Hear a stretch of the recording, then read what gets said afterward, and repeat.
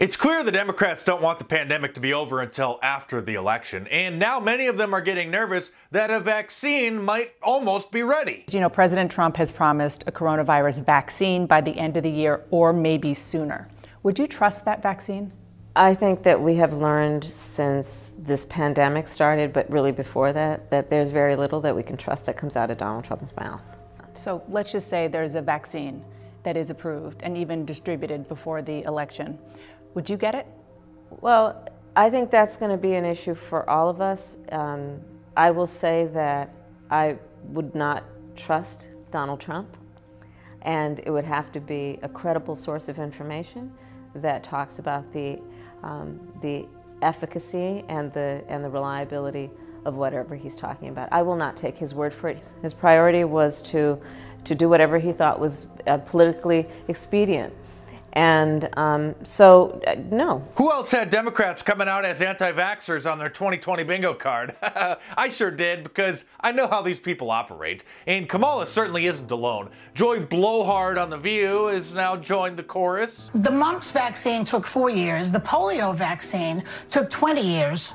And the smallpox vaccine took a few centuries. It was developed initially in 1796, or they started to think about it, and it became useful in the 1950s. Okay? It is not a simple thing to do. He will push anything to get reelected. Don't fall for it. And by the way, I will take the vaccine after Ivanka takes it. Ivanka had the perfect response, tweeting out that she would come onto The View to take it. Doubting the safety of vaccines has been tantamount to treason for decades, and one of the ultimate political taboos that nobody in either political party wanted to be connected with. But since President Trump supports the vaccine, now of course the Democrats are against it. Bill Gates, who has no medical training whatsoever and is a retired computer programmer, loves the idea of the vaccine, however, and can't wait to inject it into as many people as possible. And then inject us with tiny computer chips, and then implant neural interfaces into our brains like something straight out of the Matrix. That's not a joke, by the way. Elon Musk and others are actually working on these devices. His is called Neuralink, and he wants humans to soon merge with machines and all become cyborgs. But that's a whole other story. Ultimately, we can do a full brain-machine interface. Yeah, this is going to sound pretty weird, but achieve a sort of symbiosis with artificial intelligence. But I think with a high bandwidth brain-machine interface, I think we can actually go along for the ride. And we can effectively have the option of merging with AI. I think this is extremely important. Actually, my book, Big Brother, The Orwellian Nightmare Come True, which came out in January of 2011, almost 10 years ago, has an entire chapter about neural interfaces and what people like Elon Musk are planning. You see, I know a lot more than I let on. These videos are just like a little appetizer. If you want to get the full 4-course meal, then you should really buy my books. And of course, my new one is coming out soon. It seems that director of the CDC is also an anti-vaxxer to a certain extent. He just testified in front of Congress that wearing a mask may actually offer more protection than taking the vaccine. Well, these actually, we have clear scientific evidence they work, and they are our best defense. I might even go so far as to say that this face mask is more guaranteed to protect me against COVID than when I take a COVID vaccine, because the immunogenicity may be 70%.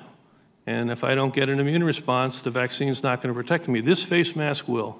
Health and Human Services spokesperson Michael Caputo recently posted a video on his Facebook page saying that there were deep state actors within the CDC and the FDA working against President Trump's interests in order to exacerbate the pandemic and put off putting an end to it until after the election. And now he mysteriously has gone on a leave of absence for the next few months. They cannot afford for us to have any good news before November because they're already losing. And why is nobody talking about that study that came out like a month ago that shows a significant portion of the face masks, like the neck gaiters, the polyester neck gaiters, and masks with valves on them, including the N95 masks with valves, actually supposedly spread the virus even more than somebody not wearing one. Even the Washington Post admits wearing a neck gaiter may be worse than no mask at all. Of course, the latest fake news spreading through the liberal media industrial complex is that Bob Woodward supposedly exposed President Trump for downplaying the virus, when in reality,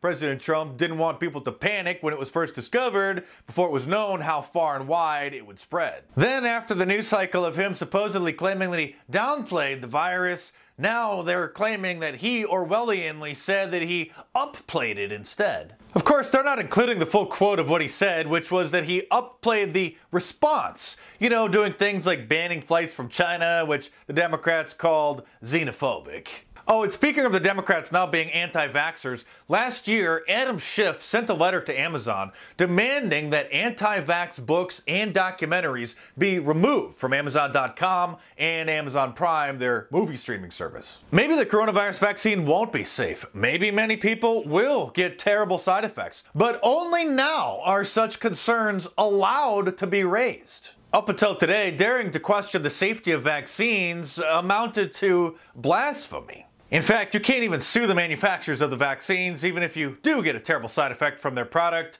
which in many cases are mandatory, something that Robert F. Kennedy Jr. has been ringing the alarm bells about for many years now. If you're interested, go on YouTube and try to find some of his interviews about vaccines before they take them down. But I guarantee if, God forbid, Joe Biden wins, then all the Democrats' concerns about the safety issues regarding the vaccine will evaporate overnight, and nobody will be allowed to question it. If you post anything about it on Facebook or Twitter or YouTube, you'll be deleted. Even if it works, it's not going to be completely effective anyway, and in the nightmare scenario that Joe Biden wins, then the Democrats will get AARP, the American Association of Retired Persons, to issue a statement saying that they're okay with the risks and senior citizens want the country to open again and want the kids to go back to school and want the economy to start moving again. And let's not forget that the Los Angeles County Health Director was caught on tape saying that she's not going to allow the kids to go back to school until after the election.